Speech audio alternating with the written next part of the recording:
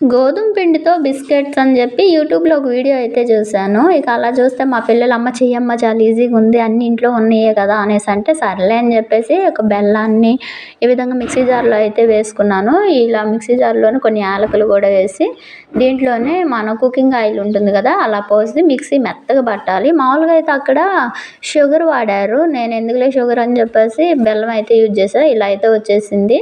అదే షుగర్ ఏస్తే అలా క్రీమీగా రాకుండా కొంచెం లూజ్‌గా కొంచెం లిక్విడ్ లాగా అయితే వచ్చిద్ది ఆయిల్‌కి. ఇక తర్వాత దాంట్లో తగినంత గోధుమ పిండి అయితే యాడ్ చేశాను. తర్వాత దాంట్లోనే ఒక స్పూన్ వరకు బొంబాయి రవ్వ, కొంచెం సోడా ఉప్పు అంటారు కదా! ఇక అదైతే యాడ్ చేశాను. తర్వాత ఇది మొత్తాన్ని ఇడ్లీ పాత్రలో అయితే పెట్టుకోవడమే అనమాట. వాటర్ ఏం పోయే అవసరం లేదు. మందం ఉన్న పాత్రలో ఒక ప్రీ హీట్ చేసుకొని ఓ 15 మినిట్స్ తర్వాత ఇట్లా పెట్టేసి బేక్ చేయడమే. సూపర్ టేస్టీగా అయితే వచ్చాయి. కానీ అడుగుని మాడిపోయినాయి అనమాట. సిమ్‌లోనే పెట్టుకొని దాదాపు అరగంట పైన అయితే కుక్ చేస్తే ఇలా బావున్నాయి. టేస్ట్ అయితే సూపర్‌గున్నాయి.